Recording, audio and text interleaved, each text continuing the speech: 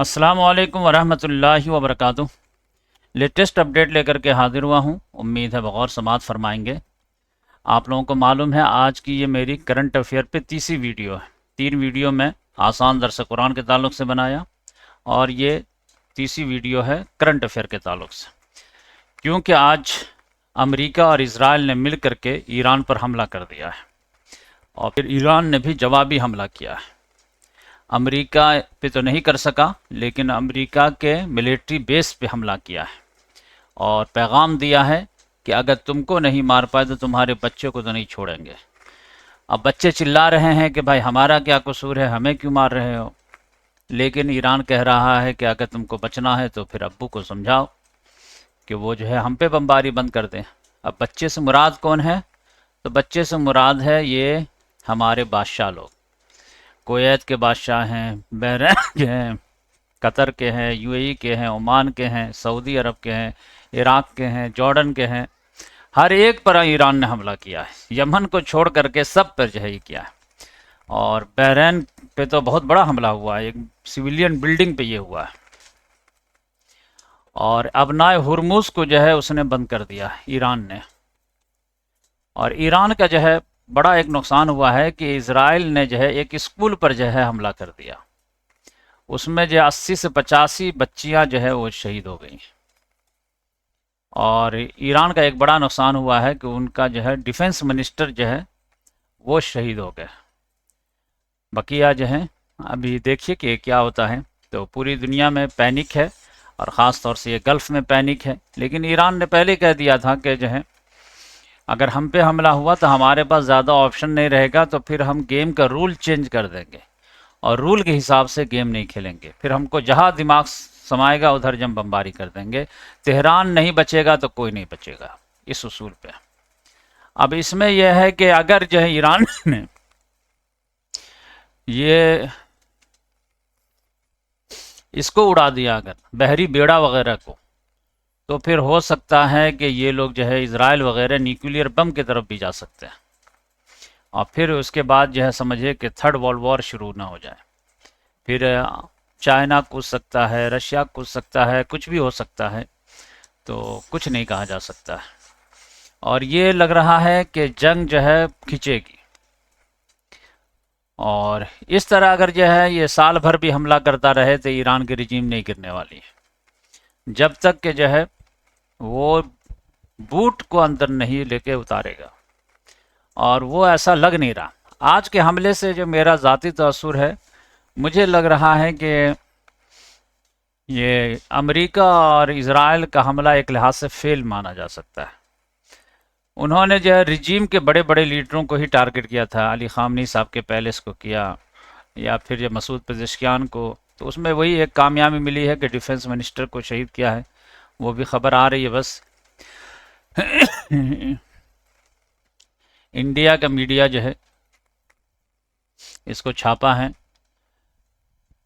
बकिया Iran का जो हमला है वो बड़ा हमला है और ये समझे कि अमेरिका का डिफेंस सिस्टम जो है वो रोक नहीं पा रहा। और बयानबाजी जो है अमेरिका के में जो है वो खौफ हरास है। और ईरान के जो है स्टेटमेंट वगैरह में ज़्यादा कुछ नहीं है, बस ये है कि भाई हमारे पास अब खोने के लिए कुछ है नहीं, कश्तियाँ जला करके हम आ गए। तो समझिए कि कश्तियाँ जलाने वाली बात है। तो इस लिहाज से जो है ज़्यादा नुकसान मुझे लगता है कि इन बादशाहों का ना हो जाए। देखिएगा कहीं जो आराम से तमाशाई बने बैठे हुए हैं। ईरान का भी कम होगा, इजराइल वगैरह का भी, इन लोगों का ज़्यादा हो जाएगा। और सऊदी अरब तो बार बार इल्तिजा कर रहा है ईरान से, भाई हमारा क्या कसूर है, हम क्यों क्यों मार रहे हो तुम। रियाज पे हमला कर दिया है, धमकी भी दे रहा है कि हम भी ज्वाइन कर सकते हैं। इंटरनेशनल ताकतों से कह रहा है कि आप लोग इंटरफेयर कीजिए, कंडेम कीजिए कुछ ना कुछ। लेकिन देखिए कि मामला क्या होता है। तो ईरान के पास भी मिसाइल वगैरह है। और ख़ास तौर से अगर रशिया चाइना ने वो बहरी बेड़ा को डुबाने वाला मिसाइल दे दिया होगा, क्योंकि ईरान कह रहा है कि अभी हम तो वो मिसाइल सब निकाले ही नहीं है जो असल है हमारे पास। तो कौन कौन से मिसाइल हैं ईरान के पास, मैं थोड़ा एक झलक दिखाता हूँ आपको। अल जजीरा ने एक रिपोर्ट छापा है, ये देखिए। और आज रात में असल जो है हमला होना है।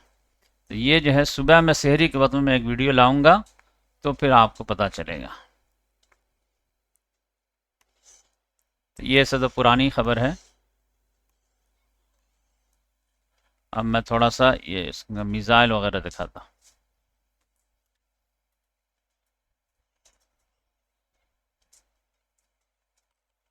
ये देखिए एक झलक में दिखाता, बहरीन पे जो हमला किया,